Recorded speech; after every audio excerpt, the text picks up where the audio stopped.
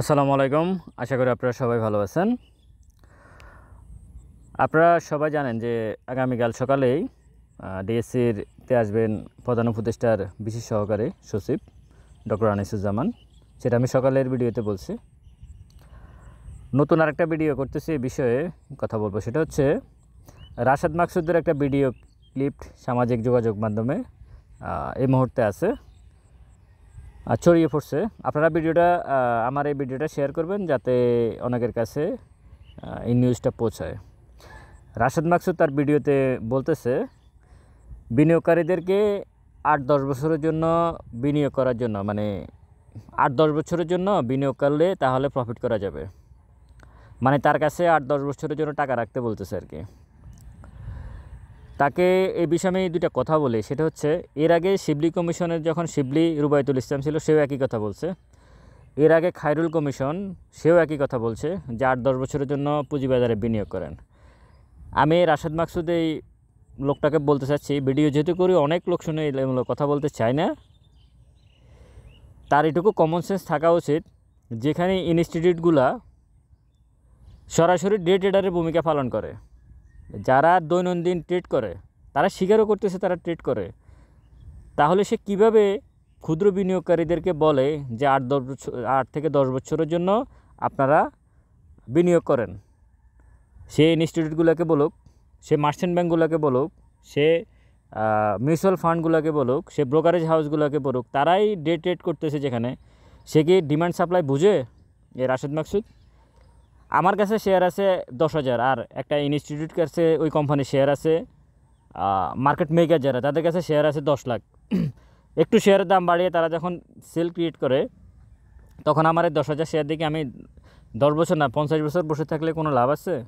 আসলে বিষয়টা হচ্ছে কি, অলরেডি অর্থ সংবাদ এক পত্রিকা আপনারা জানেন, ওখানে অলরেডি নিউজ হয়ে গেছে যে তারা রাশেদ মাকসুদের সরাসরি পদত্যাগ চায়। রাশেদ মাকসুদকে পদত্যাগ করতে হবে। কালকে ডক্টর আনিসুজ্জামান আসলে ডিএসসিতে ওনার পদত্যাগ দাবি করবে তারা, এবং তার পদত্যাগ ছাড়া তারা অন্য কোনো ইয়েতে যাবে না। কালকে কফিন মিছিলও আছে ডিএসসি ভবনের সামনে, এবং রাশেদ মাকসুদে কিছুটা ভয় পাইছে, তা না হলে সেই ভিডিও ক্লিপ নতুন করে ছাড়তো না। সে কিন্তু সাধারণত কথা বলতে চায় না, মিডিয়াতে আসতে চায় না। তাকে এর আগেও একটা চ্যানেলে ডাকছে, সে আসে নাই। এখন নিজের উদ্যোগেই সে একটা ভিডিও ছাড়ছে। তো সব কিছু মিলাই তার পদত্যাগ যেহেতু চাচ্ছে, আপনারা চিন্তা করে দেখেন 9 মাসের মধ্যে সর্বনিম্ন লেনদেন আজকে হয়েছে। গত 5 বছরের মধ্যে সর্বনিম্ন ইন্ডেক্স এই মুহূর্তে অবস্থান করতেছে 5 বছরের মধ্যে। আমাদের দেশে কি মানে যুদ্ধ লাগছে নাকি? মানে আমাদের পুঁজিবাজারের যে অবস্থা, একটা লোক সুস্থ সবল স্বাভাবিক বিবেক বুদ্ধি সম্পন্ন, যারা মোটামুটি অর্থনীতির একেবারে ন্যূনতম কিছু জানে, তারা কেউ বলবে না যে পুঁজিবাজারের সাথে আমাদের অর্থনীতি যাচ্ছে, কোনোভাবেই যাচ্ছে, এটা কেউ বলবে না। কিন্তু একমাত্র রাশেদ মাকসুদ ছাড়া। রাশেদ মাকসুদকে আমি যারা যদি কেউ আমার ভিডিও শুনে থাকেন, কালকে ডিএসসিতে যারা বসবেন যদি কেউ শুনে থাকেন, অথবা মার্কেট মেকার যারা আছেন, অথবা ব্রোকারেজ হাউস যারা আছেন, অথবা আপনাদের সাথে তো বৈঠক করবে ক্ষুদ্র বিনিয়োগকারী সংগঠনেরও যদি কেউ শুনে থাকেন, রাশেদ মাকসুদকে সর্বপ্রথম একটা প্রশ্ন করা উচিত। তাকে যেমন আগামীকালকে ডাক্তার আনিসুজ্জামান কয়েকটা বিষয় জানতে চাইবে, ওটাও অর্থ সংবাদে চলে আসছে। সেটা হচ্ছে উনি জানতে চাইবে লেনদেন কেন কম, ইন্ডেক্স কেন পড়তেছে, এবং আমাদের অর্থনীতির সাথে এটা সাংঘর্ষিক, তাহলে এর থেকে উত্তরণের উপায়টা কী, তারা কী চাচ্ছে। তো এই প্রশ্নগুলা তাদেরকে প্রশ্ন না করে এই প্রশ্নগুলো করা উচিত রাশেদ মাকসুদকে, যে তোমার অর্জনটা কি গত 9 মাসে। রাশেদ মাকসুদকে প্রশ্ন করা উচিত যে তোমার অর্জন কী গত 9 মাসে এই মার্কেটে, বাংলাদেশ পুঁজিবাজার সেকেন্ডারি মার্কেটে তাকে এত ফাইজামি করতে বলছে কে?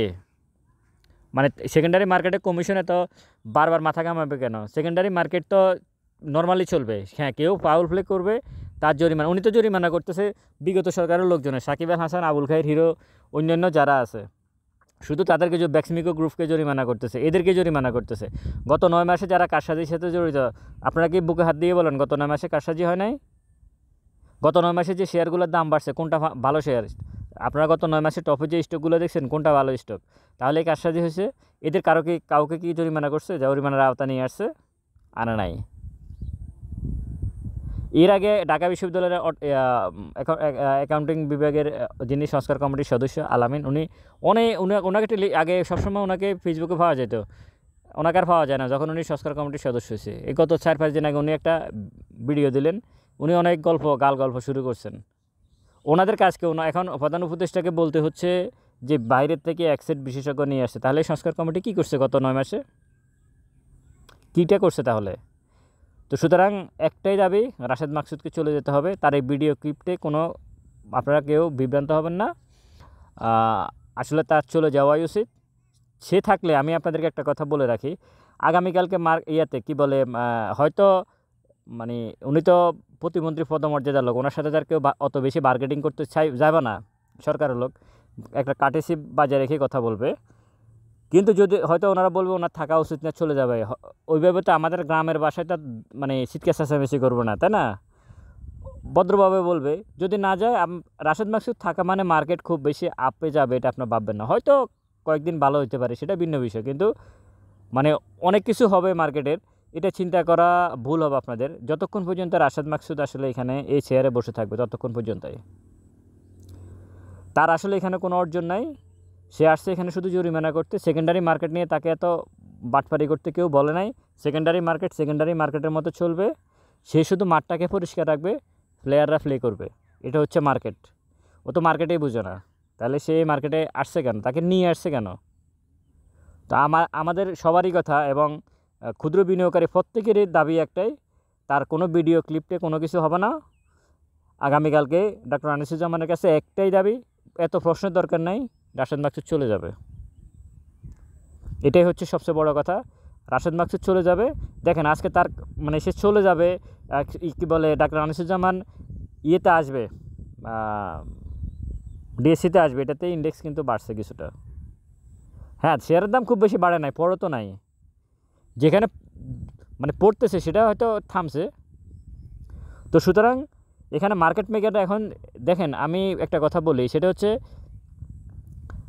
আমার কাছে 1000 কোটি টাকা আছে, আমি মার্কেটের প্লেয়ার, আমি দেখতেছি আমার চারিপাশে সবাইকে জরিমানা করছে, আমার ধরেন ফ্রেশ ফান্ডে আমার সব কিছু ঠিক আছে। এখন রাশেদ মাকসুদের চোখে মনে হয়েছে যে আমি অপরাধী, তো আমি কেন এই মার্কেটে আসবো? আমি স্বর্ণের ব্যবসা করব, আমি কোরবানের ঈদ আছে গরুর ব্যবসা করব, আমি দরকার নাই তো আমার পুঁজিবাজার আসার। এটা তো রাশেদ মাকসুদের বাবার সম্পত্তি না যে সে তার মতো করে চালাবে। এখানে লোকজন আসবে, তাদের মতো করে ব্যবসা করবে, সেটাকে তার পৈতৃক সম্পত্তি ভেবে ফেলছে। কোনো একদিন হয়তো এই জন্য রাশেদ মাকসুদকেও কাঠগড়ায় দাঁড়াতে হতে পারে। সবার কাছে একটাই দাবি, সবাই সবার পক্ষ থেকে ফেসবুকে হোক, আন্দোলন করে হোক, যে কোনো পরিস্থিতিতে হোক, আপনারা তার পদত্যাগ দাবি করবেন। তার কোনো ভিডিও ক্লিপে আপনারা বিভ্রান্ত হবেন না। ভালো থাকবেন সবাই, আসসালামু আলাইকুম।